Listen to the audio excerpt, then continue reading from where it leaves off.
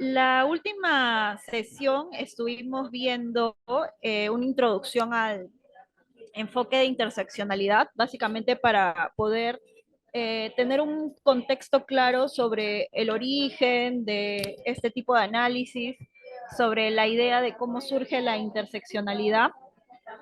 Y vamos a repasar algunos conceptos. Tamara, si me ayudas con la siguiente diapositiva, las dos siguientes, porque la siguiente es sobre el tema que nos toca hoy día, que es sobre la aplicación del enfoque de interseccionalidad. Y aquí la idea es poder recordar un poco, para quienes no estuvieron inclusive en la última clase, eh, cuál es el propósito de la interseccionalidad, por qué resultó necesaria si ya contábamos con un enfoque de género, de dónde nace esta premisa, ¿no?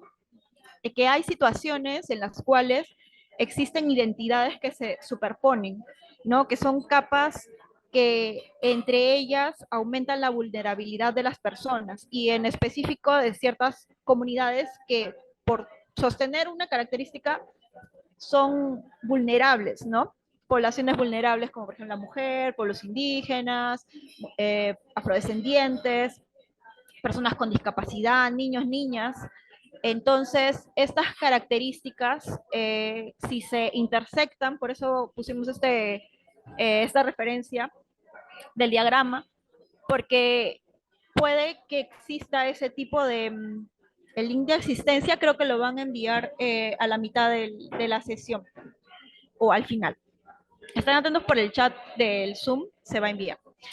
Entonces, justamente esta es la premisa de la interseccionalidad que nos hace tener el foco respecto a una serie de características, identidades que una sola persona puede presentar, ¿no? Entonces, bueno, es una categoría de análisis para referir los componentes que fluyen en un mismo caso, que en muchos casos, vale la redundancia, genera mayor vulnerabilidad, exposición, desventajas y también situaciones de discriminación, ¿no? Hay un mayor porcentaje de probabilidad de que estas personas se expongan a situaciones de discriminación y que también inclusive sean estigmatizadas. La siguiente, por favor. Ahí me parece que hay un ejemplo. Demora un poquito esa diapositiva. Bueno, acá hay algunos aspectos que son características, ¿no? Que pueden tomarse en consideración al momento de hacer un análisis interseccional, ¿no?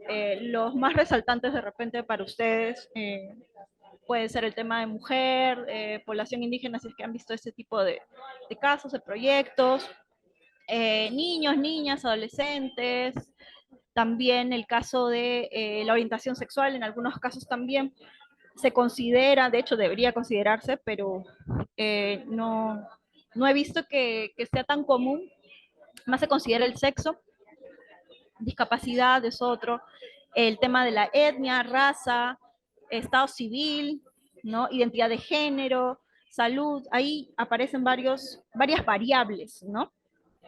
La geografía también, la situación socioeconómica, la ubicación geográfica en la que se encuentra una persona, la accesibilidad, ¿no? No es lo mismo vivir en Loreto o vivir en el Amazonas que vivir en Lima o en un colegio que se ubica, o asistir a un colegio que se ubica sobre los 3.000 metros sobre el nivel del mar y que no tenga pues una ruta accesible, ¿no? Son situaciones y justamente el enfoque interseccional nos permite ver el contexto, ¿no? No se puede conocer la realidad si no se contextualiza. Y es un poco la idea del enfoque interseccional, que se consideren diferentes características, variables, que se pueden presentar asociadas a una persona. El siguiente, por favor, también es otro ejemplo con relación a las variables, me parece. Y claro, aquí hay algunos de ellos, ¿no? Edad, raza, territorio, género, clase, que por ejemplo, estos se asocian mucho con proyectos que se realizan en un territorio, ¿no? Por ejemplo, cuando hay casos de consulta previa, cuando hay una afectación al derecho de propiedad comunal, puede realizarse de forma previa un estudio de línea de base para poder mapear, ¿no?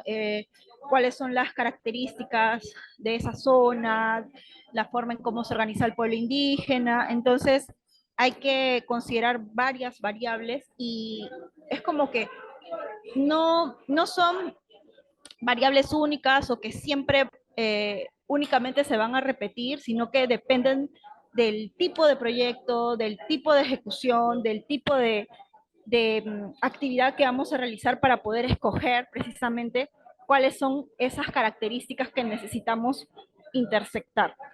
La siguiente, por favor. Este es como que el objetivo central del análisis interseccional, que tiene la finalidad de exponer esas desventajas, esos desniveles que pueden haber como combinación de identidades, ¿no? Hay personas que, por ejemplo, ahora estoy viendo temas de discapacidad y hay personas que presentan, por ejemplo, dentro de la discapacidad, discapacidad física y discapacidad mental. Puede ser una persona que tiene un problema de luxación de cadera por resultado de un tema congénito y no puede caminar de forma rápida y arrastra la pierna. Hay una discapacidad física. Pero adicionalmente puede tener un problema para poder concentrarse, digamos, ¿no? Un tema de déficit de atención, como le llaman, o atención divergente, que es el término más adecuado. Entonces, tiene TDAH, digamos, eh, y ahí hay dos características que convergen, coocurren en una misma persona, solamente hablando de discapacidad, ¿no? Eh, no estamos hablando de otros factores, estamos hablando solamente de discapacidad y aún así ven cómo aumenta la vulnerabilidad de una persona por estos dos tipos de discapacidad, ¿no? De igual forma sucede con otras variables. Y de hecho, esa combinación de capas que se superponen nos expone a una vulnerabilidad diferente. Entonces, este es el objetivo, digamos, más palpable del enfoque interseccional. Pero era un ejemplo con relación a lo que comentaba, ¿no? Por ejemplo, una mujer neurodivergente con discapacidad, una persona adulta mayor, que también es parte de población vulnerable, que además pertenezca a un pueblo indígena, o sea, afrodescendiente, que pertenezca a la comunidad LGTBIQ+, y que esté en una situación de pobreza, ¿no? Y que adicional a eso viva tal vez en un lugar alejado, eh, tenga pues una problemática de violencia, una serie de condiciones, circunstancias, características que van a aumentar su vulnerabilidad. Entonces, no es lo mismo analizar solamente la variable de mujer, persona con discapacidad para la ejecución de proyectos, como ya vamos a ver ahora, porque hablando específicamente de proyectos, cuando uno atiende al usuario o al beneficiario o beneficiaria, quiere lograr ciertos objetivos, ¿no?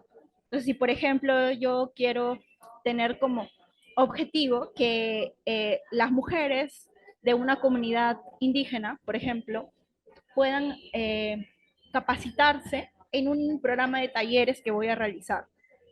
Sin embargo, no estoy considerando si estas mujeres tienen hijos, si tienen un trabajo, si realizan labores de cuidado, si comparten su corresponsabilidad como madres, si tienen algún tipo de limitaciones para desplazarse, si tienen problemas también eh, de discapacidad. Entonces hay una serie de, o el tema de identidad también, de repente yo el acercamiento que voy a tener en el relacionamiento puede eh, ser un poco como que chocando con la vulneración de su identidad, ¿no?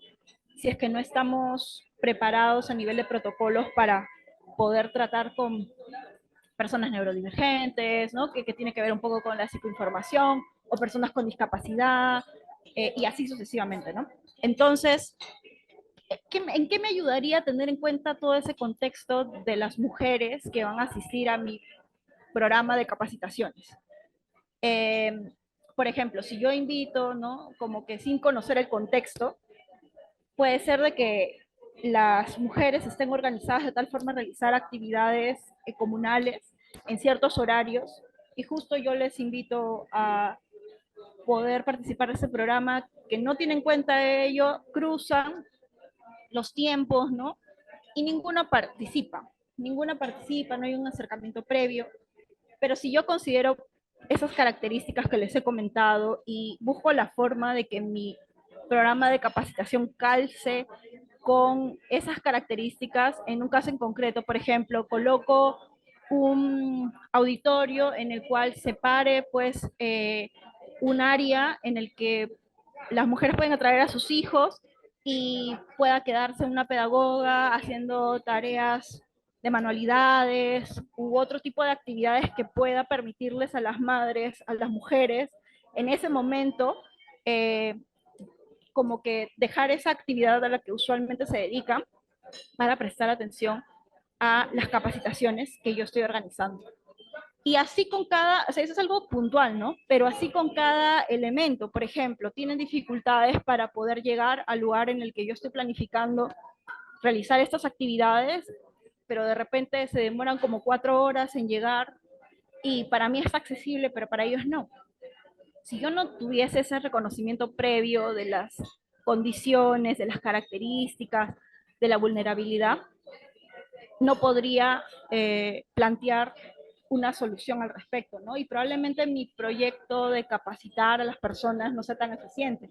Entonces, ese tipo de ajustes que se realizan parten de un análisis previo, que normalmente se realiza cuando uno identifica el problema, ¿no? Pero justamente el enfoque interseccional es lo que nos va a permitir prever situaciones y posibles soluciones también. El siguiente, por favor. Bueno, entonces ya para redondear la idea, la interseccionalidad es un instrumento de análisis que permite reconocer las identidades y las experiencias de las personas que se determinan por múltiples factores, ¿no? Como por ejemplo el género, la raza, la clase social, la orientación sexual, capacidad física, entre otros.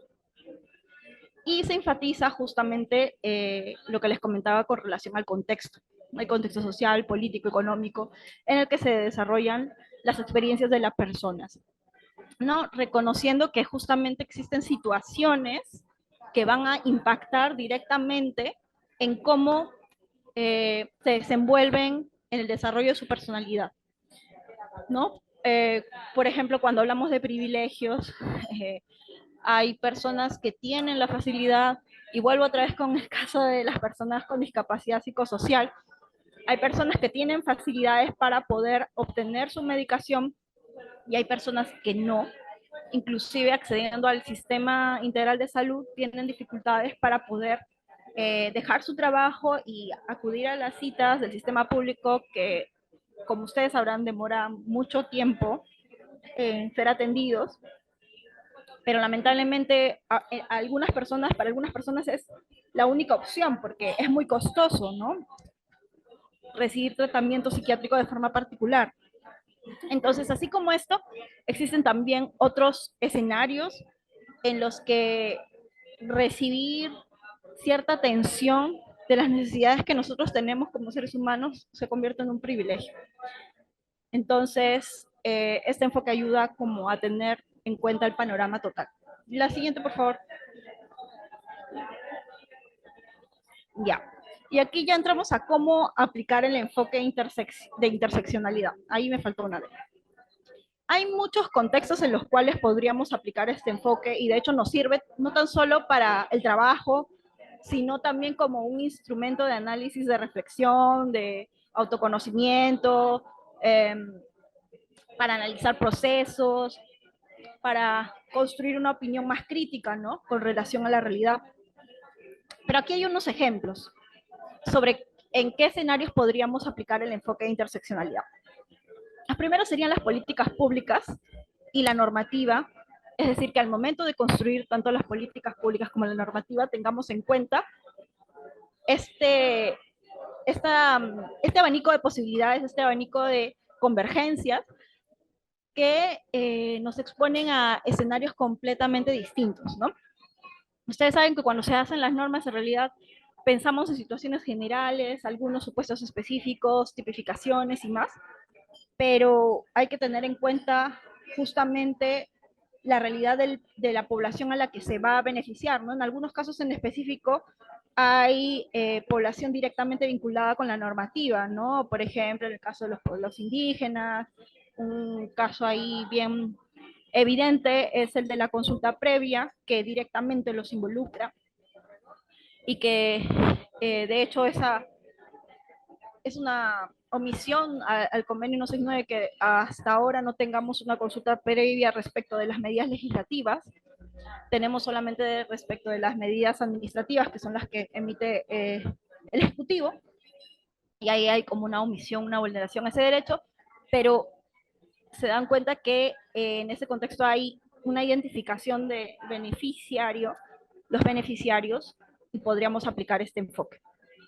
Lo mismo pasa en las políticas públicas, que también, por ejemplo, en la Política Nacional de la Juventud, consideraríamos a la juventud que se considera desde los 18 a los 29 años, y ahí tendríamos que ver una serie de características, cómo es que estas posibilidades son abordadas, ¿no? Otro escenario en el que se puede aplicar el enfoque de interseccionalidad son los proyectos, como les decía, tanto en cada una de sus fases, ¿no? En la identificación del problema, en la formulación del proyecto, en la implementación y monitoreo, en la evaluación, cierre o monitoreo. Y eso lo vamos a ver si es que nos alcanza el tiempo en la parte final. Yo creo que sí nos alcanza el tiempo. Y otro escenario muy interesante es en el de la administración de justicia. Ahora vamos a ver el siguiente, por favor, un ejemplo sobre esto. Hemos visto el enfoque de género, hemos hablado de estereotipos de género, hemos hablado también de identidad de género y todos los conceptos previos nos van a ayudar a entender este escenario. En el sistema de justicia hay jueces y juezas que uno pensaría, ¿no? Ay, sí, las juezas mujeres de repente tienen un mejor entendimiento sobre estas relaciones de poder, por ejemplo, en los casos de violencia contra la mujer y el grupo, miembros del grupo familiar, o en casos de familia en los que hay que proteger el bienestar del menor, de la menor, pero no necesariamente es así, porque los estereotipos, el machismo y todos estos conceptos que hemos visto y cómo es que dañan dentro del sistema, ¿no? Y sustentan el patriarcado, son indistintos a si eres hombre o mujer, o sea, simplemente aparecen y están ahí encriptados. Entonces, en el sistema de justicia, si un juez, una jueza, sí, lamentablemente es muy alta. Y pasa por eso también, ¿ah? Porque existe mucho estereotipo, estigmatización de género, y ustedes definitivamente deben haberlo visto, ¿no? En las noticias, el tan solo hecho cuando vemos los feminicidios que no se reconocen como tal, siempre hay un cuestionamiento a si la mujer tiene la culpa, qué habrá hecho, seguramente lo estaba engañando, o sea, como si existiese una justificación de por medio con relación al comportamiento que se espera de una mujer. Y cuando no responde a ese estereotipo o a ese rol que se asume, ¿no? El rol de género, hay una consecuencia que es normalizada, ¿no? Entonces, hay un impacto evidente, al menos para nosotros que ya estamos un poco empapados con el tema, pero no lo es para todos en el sistema judicial, para quienes sobre todo administran justicia, los jueces y jueces, ¿no? Entonces, el uso de estereotipos de género en la argumentación judicial viola la garantía de imparcialidad y la motivación de las resoluciones judiciales, precisamente por todo lo que les estaba comentando, ¿no? Uno de los principales obstáculos que enfrentan las mujeres peruanas en el acceso a la justicia se debe al impacto de los estereotipos de género en las diversas etapas de los procesos judiciales. O sea, imagínate que estás solicitando la tenencia de tu menor hijo y están también solicitando un régimen de visitas específico, ¿no? Y en medio de las audiencias que existen, la jueza empieza a preguntar o no tiene en consideración, a pesar de que eso es un tema legal, ¿no? Cuando se realiza esta determinación, por ejemplo, de alimentos, la labor de cuidado se considera como parte de esa cuota de alimentos que debe cubrir la madre, por ejemplo. ¿no? Eso es algo legal, no es no es un criterio o una discrecionalidad del juez o jueza. Sin embargo, ello no impide de que en el marco de las audiencias, como les decía, existan pues este tipo de preguntas y repreguntas que sugestionan a las partes, y a veces se da, al menos en el centro legal lo hemos visto, ¿no? En escenarios de solicitud de permiso del menor, de la menor, eh, para qué, o sea, es como si, eh, si se estuviera cuestionando la solicitud de la madre, pero desde una perspectiva de juicio, prejuicio, antes de dar el resultado. Esas preguntas tienen una carga ya juiciosa y predisponen pues a la persona que está pasando por un proceso que de por sí es muy complicado, ¿no? Creo que es más palpable en los casos de violencia contra la mujer, cuando desde el momento en que una mujer denuncia en una comisaría, a veces no le quieren aceptar la denuncia, que esto es antes de los juicios, digamos, pero es posible poder identificar cómo es que dañan los estereotipos de género, los roles de género, eh, y empiezan a hacer ese tipo de preguntas, ¿no? En qué contexto te encontrabas? O las situaciones de abuso sexual entre parejas, que también empieza a recibir mucha crítica negativa, de recibir denuncias. Entonces hay una serie de circunstancias que en vez de ayudar a la persona que está pidiendo justicia, terminan revictimizándola desde el solo hecho de dudar de su testimonio, pero también desde la perspectiva de lo que debería haber hecho, ¿no? Desde el rol que debería haber cumplido. Entonces, en la práctica judicial, como decía, ¿no? Puede suponer la revictimización de las mujeres que tras sufrir episodios de violencia por razón de género, buscan acceder a la justicia y al final terminan más vulneradas, ¿no? Estos son los casos, por ejemplo, de mujeres que han denunciado en múltiples oportunidades a su pareja y meses más tarde vemos las noticias de feminicidio. ¿Y por qué sucede esto? Porque si ya denunció tantas veces, no se le da la importancia debida, se le emiten pues unas medidas de protección efectivas y se busca proteger a esta persona. ¿Por qué llegamos al caso del feminicidio? Precisamente porque ahí empiezan los cuestionamientos, ¿no? Por parte de la policía y otros actores, que al verificar que se trata de una pareja, tienen esta visión de lo privado, ¿no? Ya se van a resolver, seguramente han discutido, es una situación que va a pasar, y eso hace de que no se tome en cuenta el peligro que existe detrás, ¿no? Solamente por la idea de lo que uno considera el rol de género, el rol que debería cumplir la mujer. Entonces, es solamente un caso, un ejemplo de cómo, cuánto daño puede hacer este tipo de sistema, ¿no? El siguiente, por favor. Creo que acá hay un ejemplo más específico. Ya. En el caso de el enfoque de género, tanto el enfoque de género como el enfoque de interseccionalidad tienen o generan una obligación por parte de los actores del Estado de poder implementar, por ejemplo, la transversalización del enfoque de género a nivel. Y en el caso del enfoque de interseccionalidad, eh, las políticas, construir planes y normativa, pero también al momento de administrar justicia.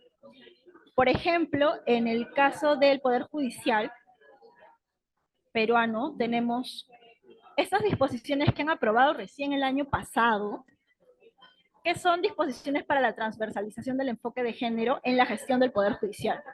Y en virtud de este paraguas, ¿no? Se ha aprobado un protocolo de administración de justicia con enfoque de género. Y ustedes dirán, pero ¿cuál es la diferencia, no? ¿Por qué es tan importante este protocolo? O bueno, ya, se ha aprobado, pero nadie lo aplica. Vamos a ver que hay casos en los que sí se puede rescatar una aplicación, inclusive el caso que he colocado acá, es anterior a la emisión de este protocolo que es reciente, como ven, del 2023, ¿no? Que básicamente se divide como que en 6 pasos: el análisis preliminar del caso, determinar desigualdades, determinar los hechos de interpretación de la prueba, determinar el derecho aplicable, que es un tema ya más legal, ¿no? Y que se considere también el tema de la motivación y la reparación integral del daño. El siguiente, por favor. Es un caso, no, la idea no es ver el tema legal, sino eh, la consideración del contexto. Entonces, los hechos son que una familia, eh, una mujer había tenido su hijo unas horas después.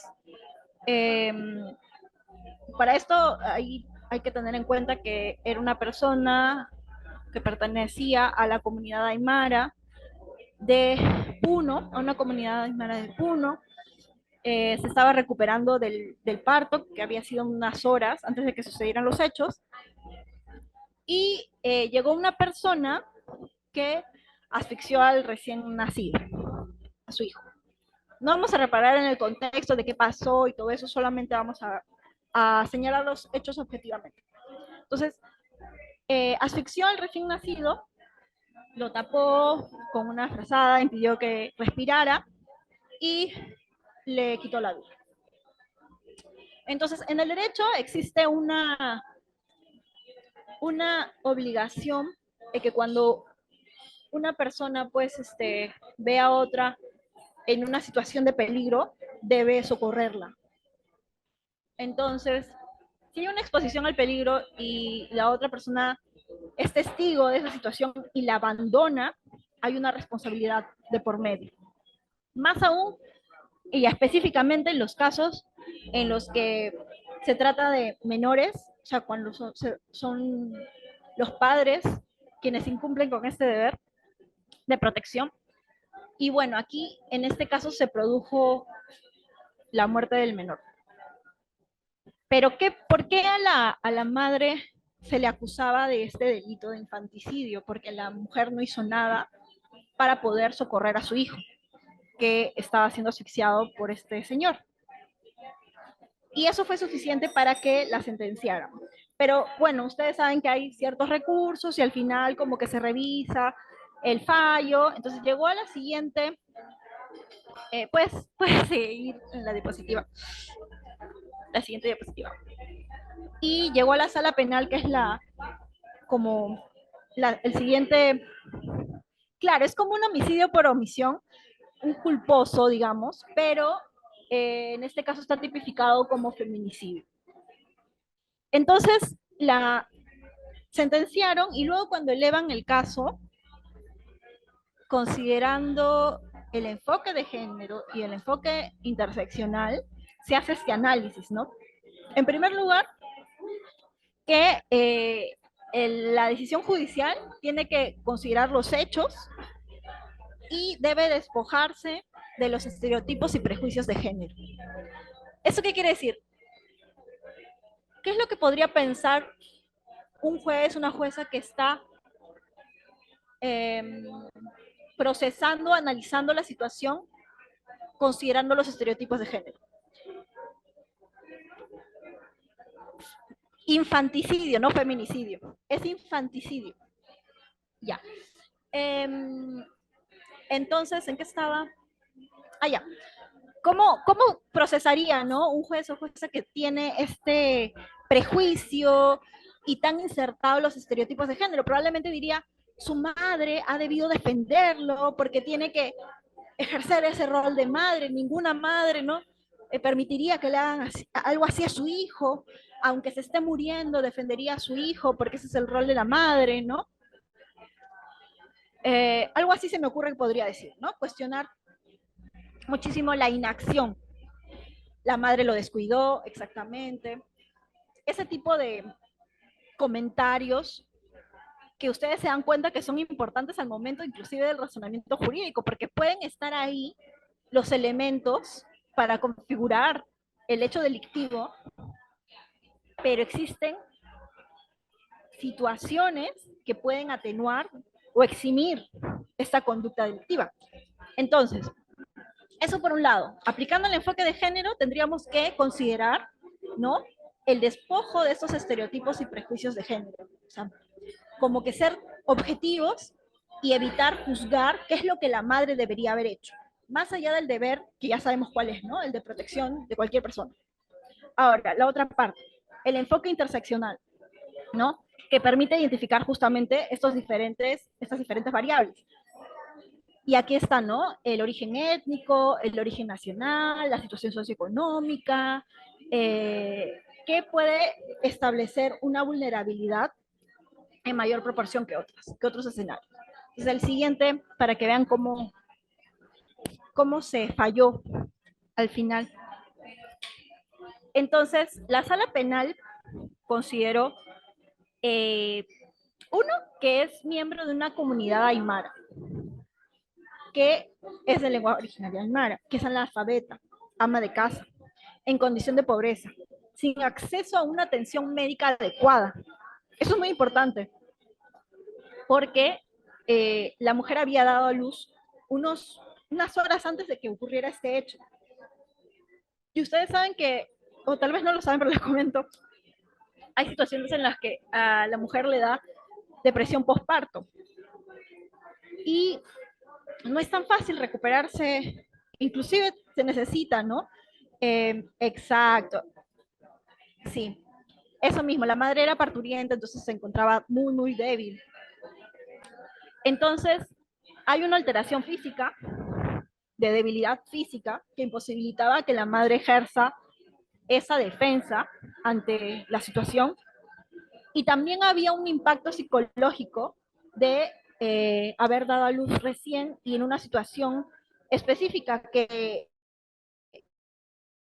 no gaste tanto físico como psicológico. Entonces, ahí se consideraron muchos aspectos que, si se dan cuenta, responden al contexto en los que se sucedieron el hecho delictivo, no sé por qué me estoy trabando. Y finalmente absuelven, declaran la nulidad de la sentencia y absuelvan a la mujer, ¿no? Ahora, si nosotros no hubiésemos considerado el enfoque de género ni el enfoque de interseccionalidad, probablemente se hubiese continuado y se hubiese confirmado la primera sentencia, que justamente se ubicaba de forma más tajante en la acción del delito porque se subsumía al tipo. Había una omisión, no hubo ningún tipo de ayuda. Entonces, es muy peligroso cuando tenemos ese sesgo, ¿no? De género y no consideramos también el contexto completo, ¿no?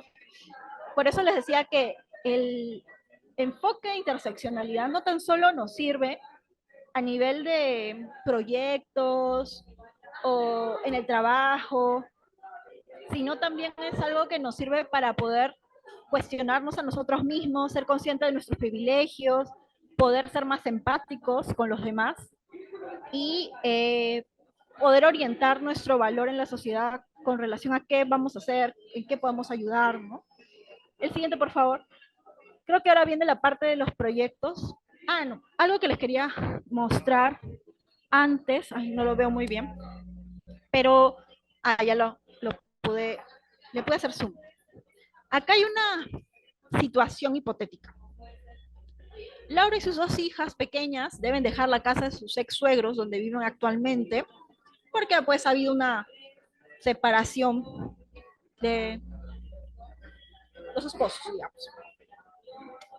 Pero, como les comenté alguna vez, no sé si estuvieron en esa clase todos, pero hay una situación de violencia económica, aparte de la psicológica, cuando convergen, que es la situación en la que el padre, el esposo, de la familia, ejerce un poder de control sobre la mujer de tal forma que domina los recursos económicos, claro, es la violencia económica o la violencia patrimonial, y de tal forma que al ser que la mujer está dedicada a las labores de cuidado, que mayormente las asume el 100% en estos escenarios de violencia, no puede generar sus propios ingresos, no puede generar sus propios recursos. Entonces está supeditada a una dependencia económica de su esposo, ¿no? Y eso es muchas veces un escenario que se repite y que impide que la persona pueda dejar a su pareja porque no tiene recursos. Entonces, ¿cómo además va a cuidar a sus hijos, no? Y eso como que dificulta un poco el proceso de separación. Pero bueno, estamos en este escenario en los que probablemente si fuese una mujer que va a empezar de cero, vamos a tener que considerar diferentes situaciones o características.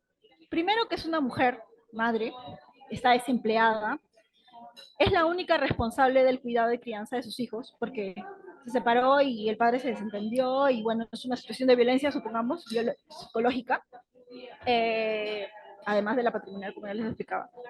Y bueno, necesita correr de ese lugar, necesita alejarse del sujeto porque si no, también hay un peligro, ¿no? De violencia física y todo lo demás. Es una mujer migrante, sin hogar, no tiene dónde vivir, sin acceso a guardería infantil, lo cual implica que no tiene tanto tiempo para trabajar o no tiene todas las facilidades para trabajar en cualquier trabajo. Y manejo del idioma federal. Eso es agregándole como que más características de vulnerabilidad, ¿no? Entonces supongamos que ella quiere acudir a el Estado para que le ayuda a superar algunas de esas características que la hacen más vulnerable.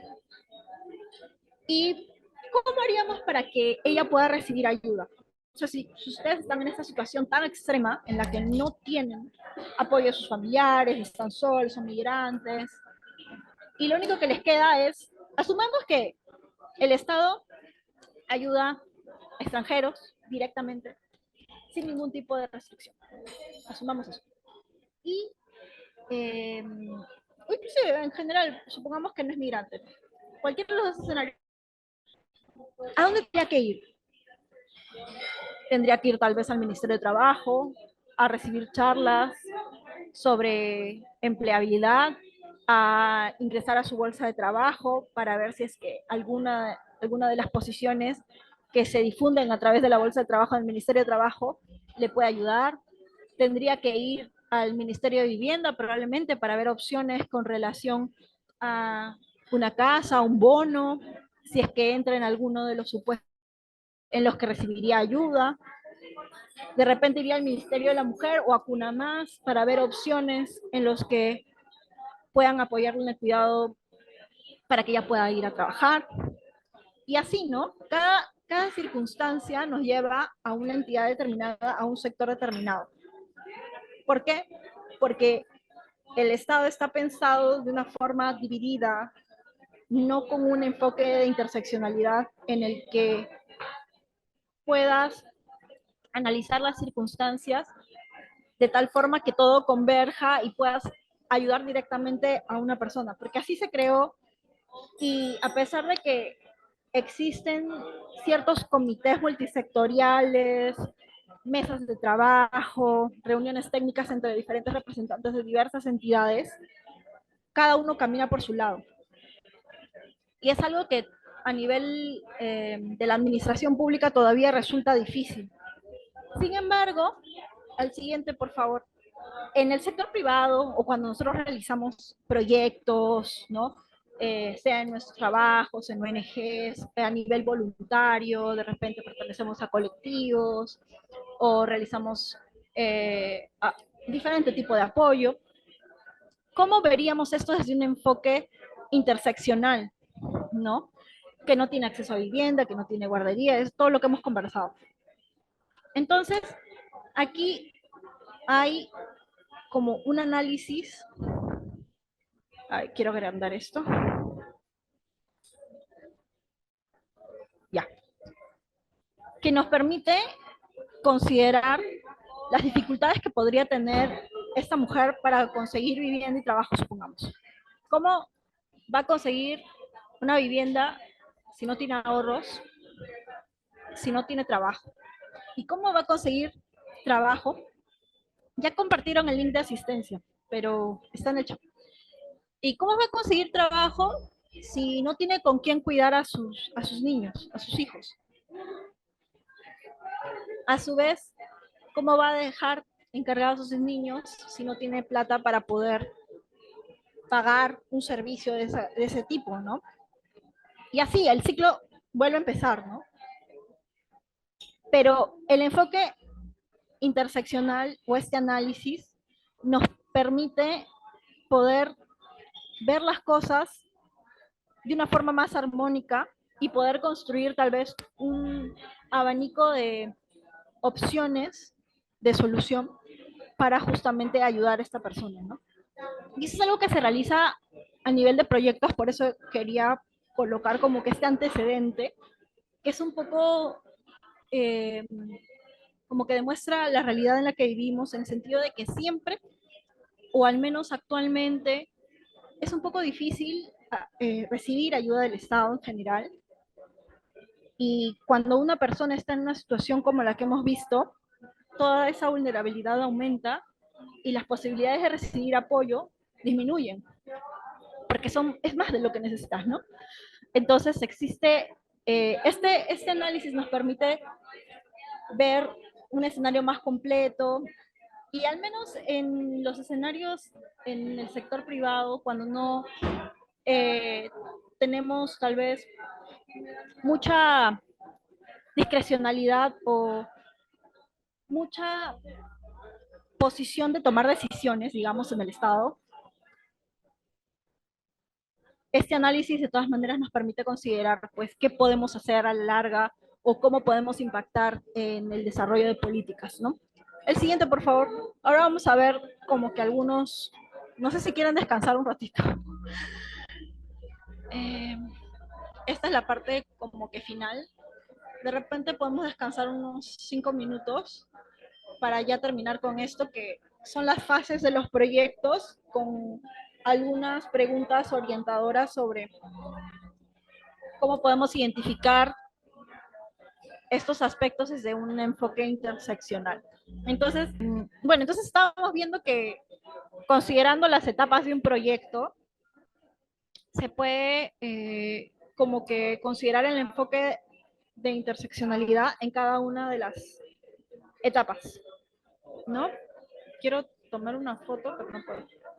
Bueno, ya. Entonces, en la primera etapa de la identificación del problema, que es uno de los como bases, digamos, que tenemos que tener en cuenta las partes interesadas, los beneficiarios, el relacionamiento con los beneficiarios, beneficiarias, ¿no? Y identificar estas preferencias o prioridades, ¿no? El término en realidad, prioridades específicas con una representación adecuada de mujeres, hombres y grupos vulnerables en general, ¿no? Considerando el tema de la clase, la raza, edades, también es bien importante.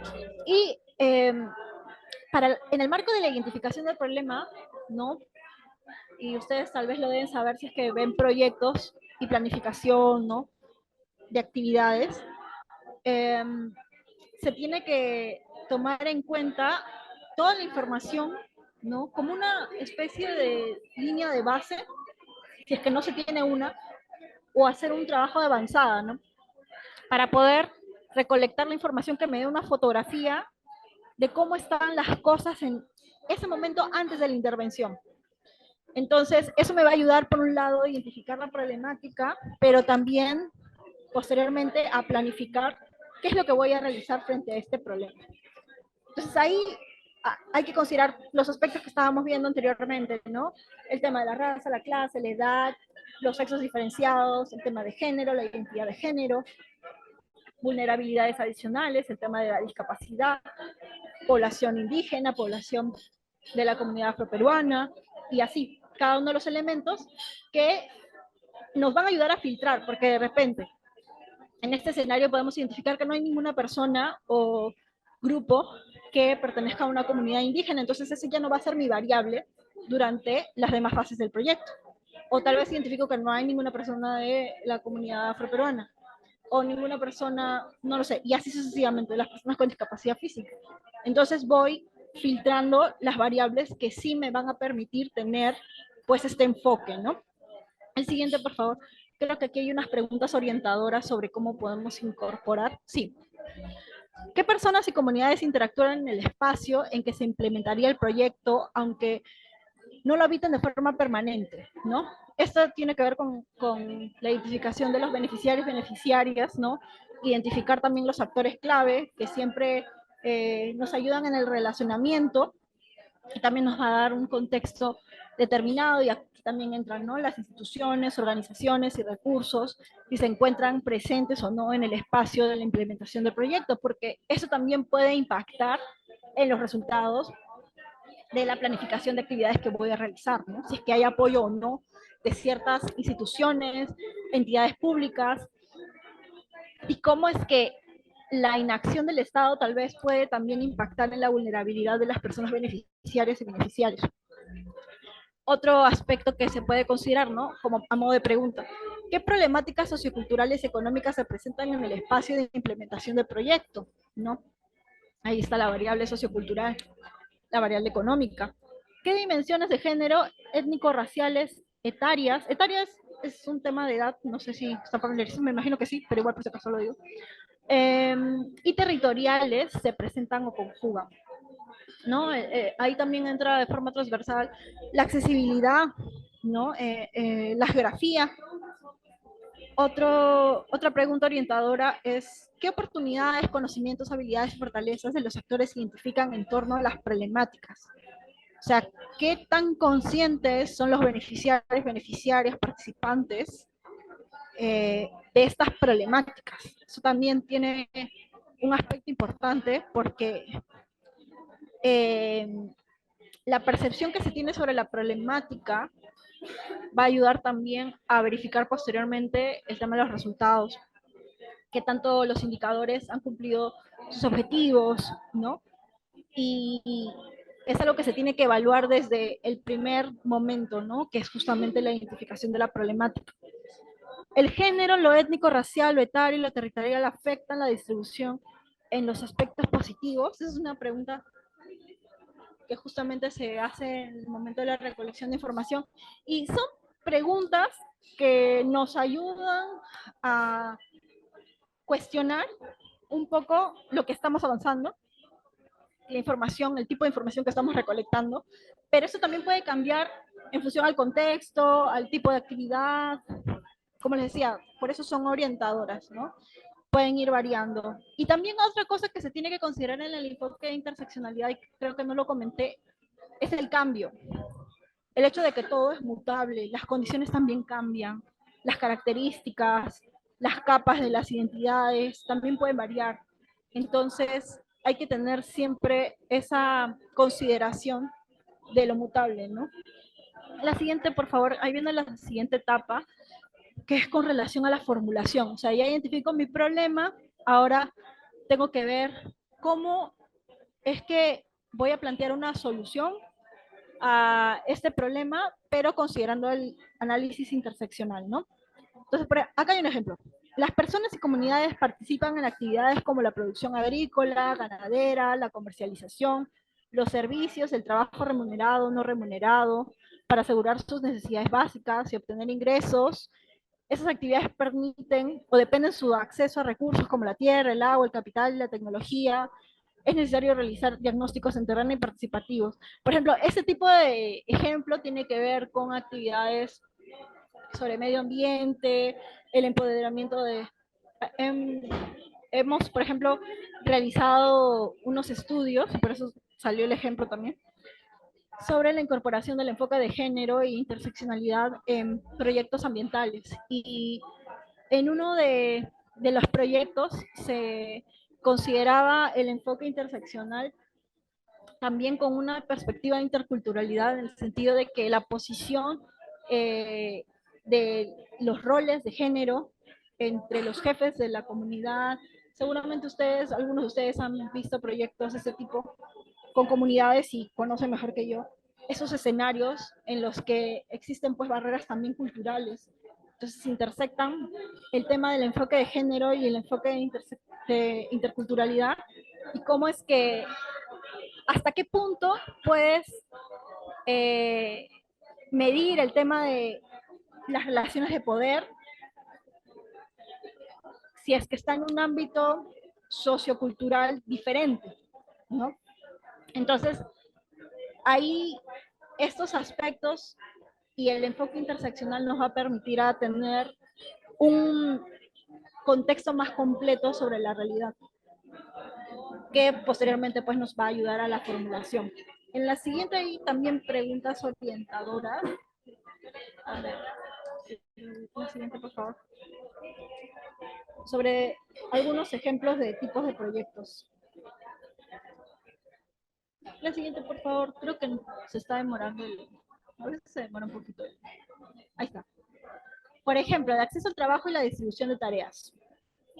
¿Cómo se distribuyen los trabajos y tareas en las áreas productivas relevantes para el proyecto? ¿No? Un tema de roles, cómo es que esas tareas las realizan en relación con los medios de vida relevantes para el proyecto, cómo se divide el tiempo entre las personas, entre las actividades productivas, reproductivas y comunitarias, cómo se distribuye el trabajo remunerado y no remunerado.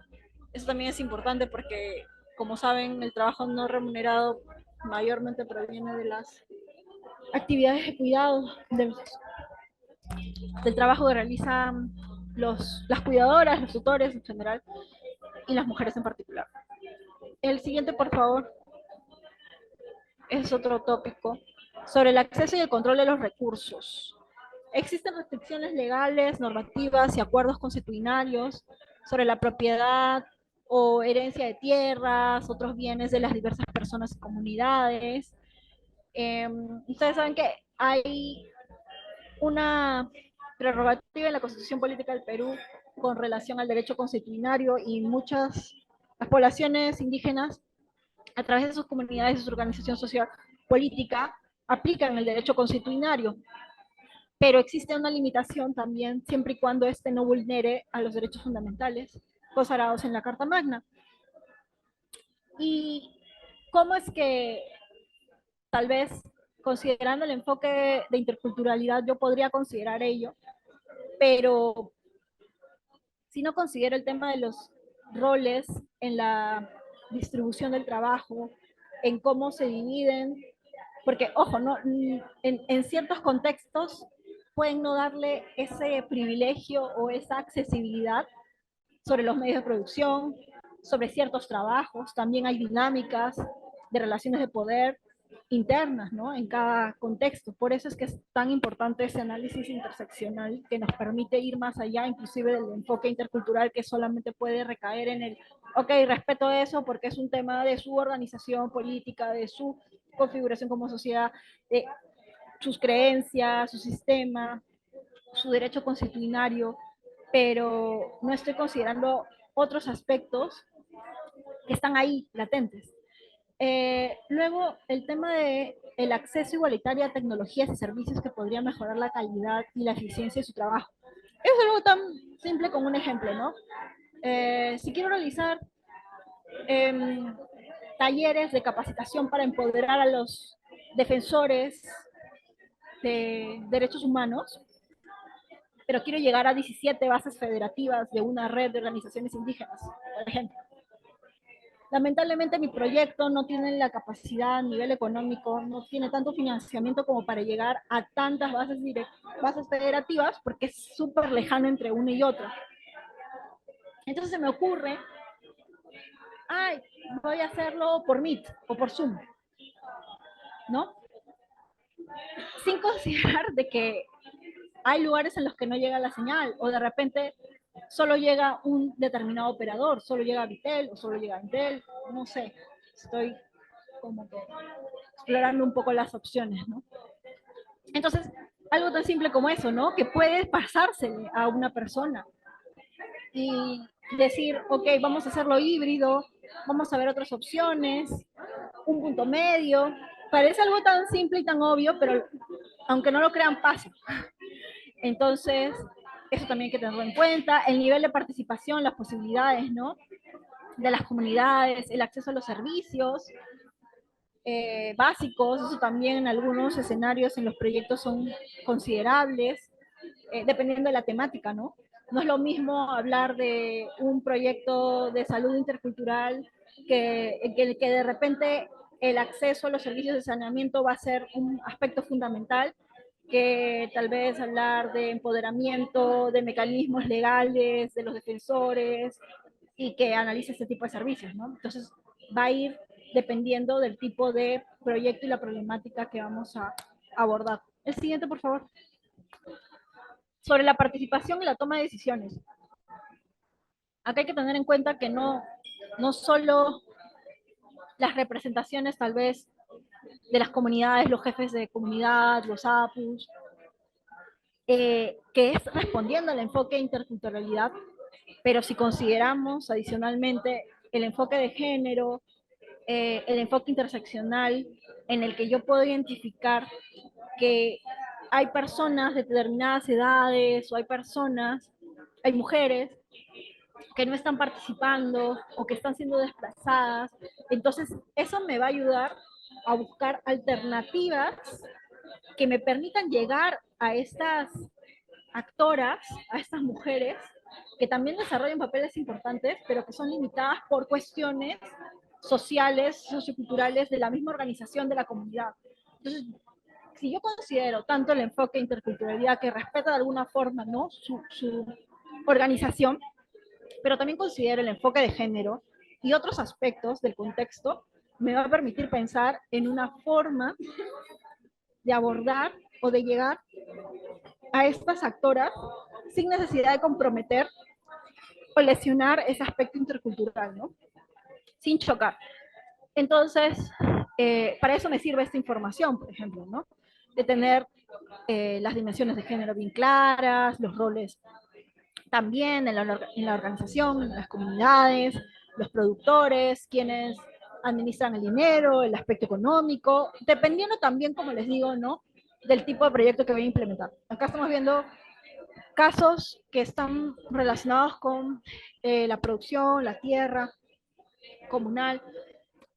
Otra pregunta orientadora es, ¿las personas y comunidades participan activa y equitativamente en los órganos y procesos de toma de decisiones? Eso también hay que considerarlo para saber hasta qué nivel va a tener implicancia o efecto nuestra capacitación, ¿no? Nuestro tipo de beneficio que queremos alcanzar.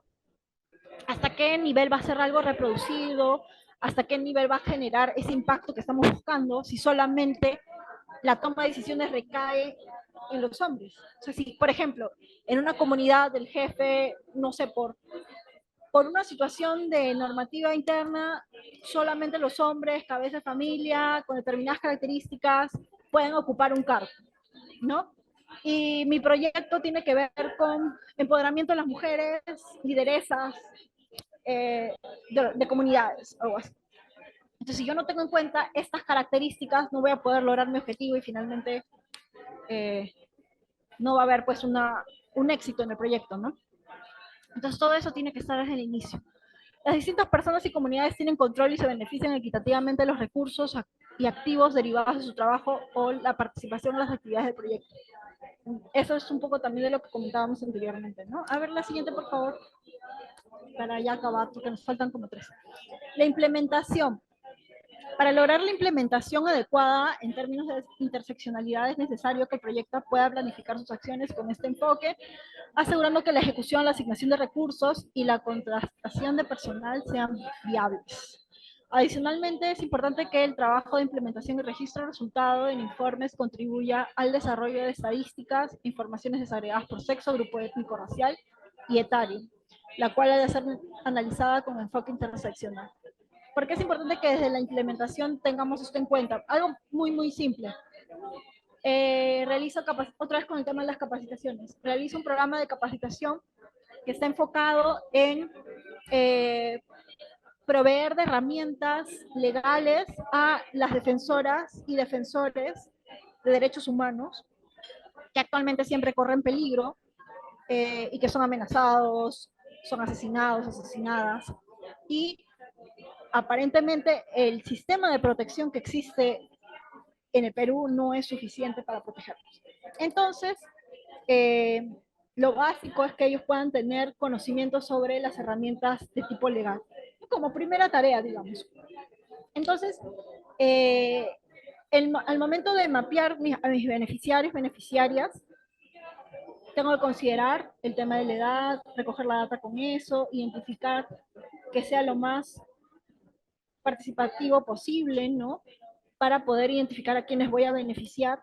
Y también en el momento de la ejecución, cuando realizo ya la capacitación o el conjunto de capacitaciones, poder mapear en la asistencia cuántas mujeres, cuántos varones, de qué tipo de participación fue virtual, si tengo la condición híbrida, ¿no? De qué tipo de participación estamos hablando, física, virtual. También el tema de condición étnica racial, edades. Entonces, de esa forma yo voy a poder sacar posteriormente resultados y cantidades que me van a dar de cara pues al tipo de indicador que yo haya formulado al inicio, ¿no? En mi marco lógico del proyecto. Pero es importante que desde la implementación tenga en cuenta esos aspectos porque a veces pasa, ¿no? Que uno ejecuta las acciones y luego quiere sacar data de cosas que no mapeó y que no recopiló. Por ejemplo, quiero sacar información sobre las edades, el grupo etario que ha sido beneficiario o el que ha tenido mayor efectividad, digamos, ¿no?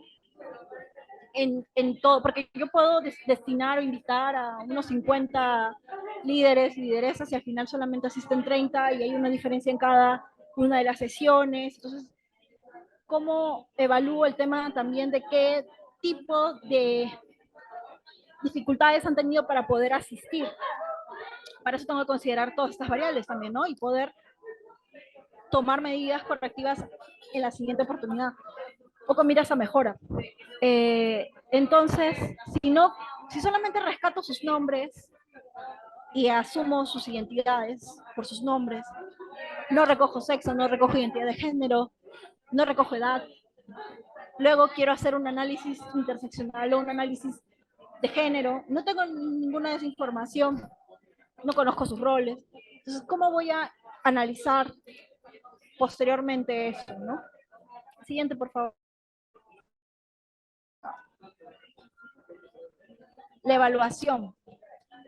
Bueno, la evaluación se realiza en función a lo que hemos establecido en el marco lógico, ¿no? ¿Cuáles han sido nuestros objetivos, nuestros indicadores, verificar si es que hemos cumplido o no con los objetivos establecidos en función de los indicadores establecidos? Luego de justamente verificar, ¿no? A nivel tal vez cuánto cumplido o no, realizar un análisis con implicar apuntar a valorar un programa o proyecto si ha contribuido a transformar esas relaciones que hemos identificado en el problema al inicio, en la primera fase. Si las condiciones de desigualdad que hemos querido abordar, las condiciones de discriminación o determinadas características que hemos identificado al inicio de la problemática han logrado ser transformadas y redundar pues en un beneficio, un impacto positivo en los beneficiarios y beneficiarias, ¿no? La evaluación del impacto también debe incluir eh, las evaluaciones de forma participativa, ¿no? Por ejemplo, las que se realizan cuando se terminan las actividades que han sido como que el núcleo del proyecto y posteriormente se recogen opiniones de los y las beneficiarios para poder hacer un común feedback de lo que ha funcionado, de los logros, si se ha logrado pues justamente transformar esta problemática inicial, qué tanto se ha avanzado, si es que existe también una sostenibilidad de estos impactos positivos que se han generado y cómo hemos impactado en la reducción de desigualdades. El siguiente, por favor. El cierre es un poco como las preguntas orientadoras de cómo, con qué objetivo podemos plantear el resultado del proyecto, como que el informe del proyecto. Las actividades del proyecto han abordado las necesidades y prioridades de las personas y comunidades participantes, tal como se identificaron en la etapa del diseño, un poco verificar, ok, este era mi problema, mi formulación, he cumplido o no he cumplido con lo que quería lograr con este proyecto, ¿no? Los distintos grupos etarios, étnicos, raciales y géneros se han beneficiado equitativamente de los resultados logrados en la intervención.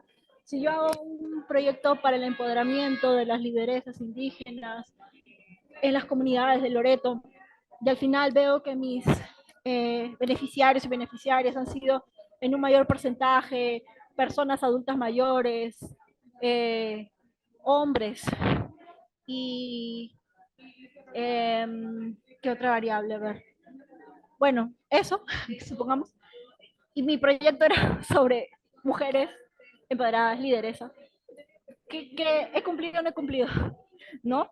Hay que considerar todos esos aspectos para poder también plasmar qué tipo de resultados y logros hemos tenido y advertir también las dificultades y oportunidades de mejora. O miras a que en un siguiente proyecto, no necesariamente un proyecto de la misma temática, sino un proyecto, porque cada experiencia nos deja enseñanzas, ¿no?